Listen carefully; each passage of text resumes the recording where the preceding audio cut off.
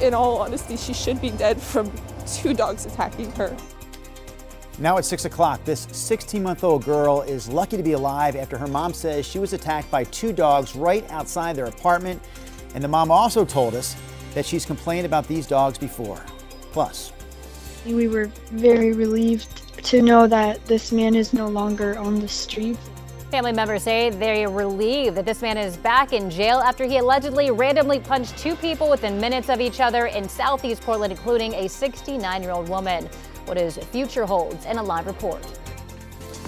Also, the Rockefeller Center Christmas tree all lit up for the holiday season. We're going to have more from last night's tree lighting ceremony. Plus, we'll have details on what's happening to the tree after the holidays.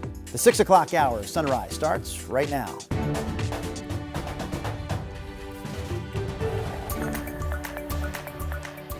Good morning, and thank you for joining us on your Thursday. I'm China Green. And I'm Drew Carney. Almost Friday, but not there yet. Chris McGinnis in today for himself, doing traffic, and also for Rod Hill, handling those weather duties for us. So what's the forecast looking like? I got 2 clickers, 1 for each duty. All right, let's get you out the door and talk about the green behind me, which is rain. Generally light rain overspreading the region here and has been over the last couple of hours. As we look to the north, the radar certainly fills in a little bit more. So what this tells me is, as you can see the progress, that the rain will continue moving on in from the north and overspreading the region here with, again, a light dousing of rain here over the next several hours. In fact, today's probably going to be a mostly gentle, rainy day, and you'll see that in my forecast in a second. 42 out the door. It's also a little foggy. You can see that Wells Fargo sky camera is kind of up in the low cloud deck. The low clouds are quite low this morning. It's 40 right now in Westland. We'll slide down to the south, and Salem also checking in with 40 degrees. Temperatures will come up a little bit throughout the day. In fact, our high for the day might come after sunset as a warm front slides into the region. And with that warm front comes an all-day rain, but a gentle rain. We're talking maybe a few tenths of an inch of rain. So it's not like going to be a big soak or anything like that, but just be prepared. It's going to be wet today, going to be wet tomorrow. A lot of wetness in my 7-day forecast. We'll look at that in just a second. Let's get a look at those wet roads right now. We'll start off by zooming into the west side. Highway 26 out near 217. I think you can see some light rain falling out there as the cars seem to have no problem navigating that. The headlights in that shot, that's your eastbound commute.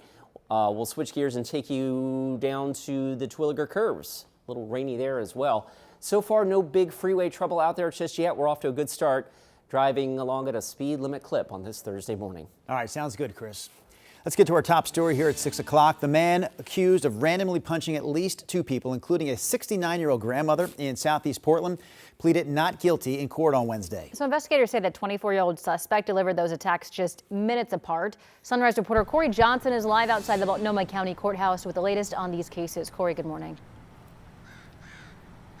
Good morning, China. Drew, 24-year-old Santos Antonio Puerto Rios is pleading not guilty to all misdemeanor charges in those cases. Now, we want to warn you, the video that you're about to see may be disturbing. Security video from last Tuesday shows the moments when 69-year-old was dumping out trash. That's when police say Puerto Rios walked by and punched her in the face, knocking her to the ground. Now, he's also suspected of assaulting a 21-year-old just a few blocks away, only 15 minutes after that assault near Southeast 122nd in Powell. He was arrested in that second attack and released, then arrested again on Tuesday once police connected him to assaulting the grandmother. And Puerto Rios is now facing 2 counts of 4th-degree assault, but more charges could be added. The judge set his bail at $20,000. The Multnomah County DA says this case represents a missed opportunity to protect our community from harm.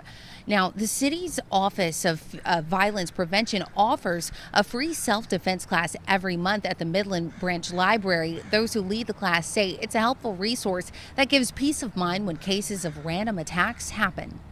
That puts fear even more in folks. And so really hope that people can come to our workshops if they're able to. It's really focused on empowerment skills. So knowing your own intuition, knowing how to be assertive in situations that feel unsafe. Now, the next self-defense class is scheduled for December 17th. The family of that Portland grandmother who was attacked say she's now recovering. Drew, China. Our Corey Johnson reporting live this morning. Thank you, Corey. Meantime, a toddler in Salem is recovering in the hospital after her mother says she was mauled by 2 dogs. We also want to warn you that some of the images in this story are disturbing to see. Marissa Carone says her 16-month-old daughter was attacked by the 2 dogs on Sunday afternoon right outside their apartment. She told us they belonged to a neighbor and that the dogs latched on to her daughter's head. Just, in my mind, it keeps flashing back in my head, just seeing the inside of my baby and her skull, on full display, is I really thought she was gonna die. I didn't know how somebody could survive such a horrific attack. Her daughter is being cared for right now at Randall Children's Hospital, where she's already undergone 1 surgery with more to come. Both dogs were taken to Marion County Dog Control, and we understand the owner was cited. Carone says she's reported these dogs before, and the apartment's management told KGW that they've been in ongoing eviction proceedings with the dog's owner. Portland City Council has approved a plan to start charging detention centers a fee to counteract the, quote, unique costs they pose to the city. So while the new policy doesn't specifically name the ICE facility in South Portland, Councilor Angelita Murillo says it would apply to that facility. The city administrator will determine the fee to offset costs for things like police overtime, cleanup efforts, and helping residents and businesses move. 2 U.S. representatives from the state of Washington have introduced legislation to put up guardrails on immigration detention. The Dignity for Detained Immigrants Act, presented by Pramila Jayapal and Adam Smith, would, among other things, eventually phase out private detention facilities altogether. Jayapal says the act is in response to the surge of people in detention centers. Immigration is a civil matter, not a criminal matter, regardless of whatever the president says.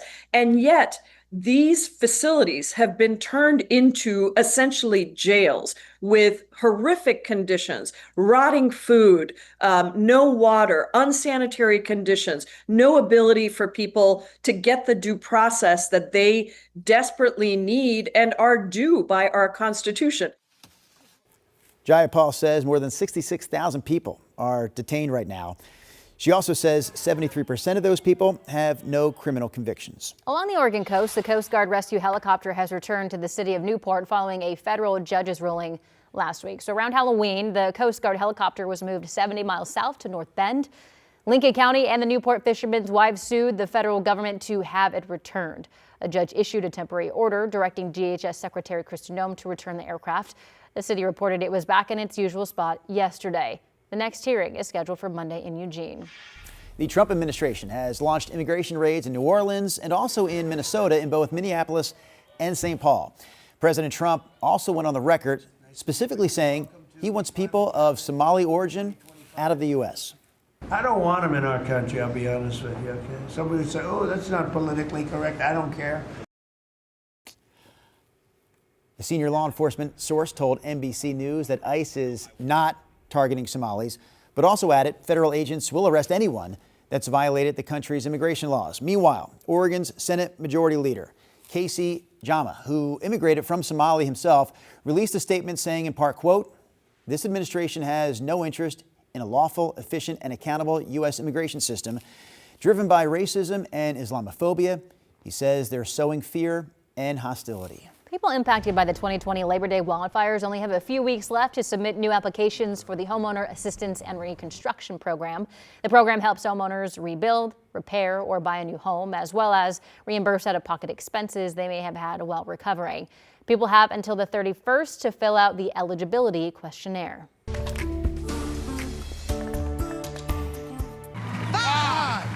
4, 3, 2, 1. Boom. I'm sure there was cheering. There had to be cheering, right? The holiday season is underway officially in New York City. This massive 75-foot Norway spruce all lit up at this point with 50,000 multicolored lights and a 900-pound crystal star on top. Here's a live look at what the Rockefeller Christmas tree looks like this morning. Still lit up. It's going to be lit from 5 o'clock in the morning until midnight, New York time, through mid-January, and on Christmas Eve for 24 hours straight. After the holidays, this tree is going to be milled into lumber and donated to Habitat for Humanity to build new homes. The star right there, what is it made out of? Well, it's crystal. Boys? It's crystal. But specifically, what kind of crystal? It's a I knew name you were brand, gonna do that. a name brand crystal. Chris, you want to jump in with this one? I wanted to ask you the same question because you had such a good time with it the first time we did it. You took a picture of it I was when you were in the walking. mall. I was walking The through an airport. Swarovski star. I'm not going to say it again until I hear you say it. Swarovski. Swarovski. Very good. No, that didn't feel good. Swarovski. Swarovski. It's hard Yeah. to say. I actually walked past a Swarovski store in the Minneapolis airport, and I took a picture of it, Chris, and I sent it to China. I go, oh, this is those places you're talking about. Told him it's in every mall. You hang it right next to the picture of the fall. Why am I giving them foliage. advertisement? Why am I doing that? It's a crystal star. We just like giving you tongue teasers on the Sunrise Show. We are off to a bit of a wet start this morning. This is the live look for our Vancouver Springs at the waterfront camera.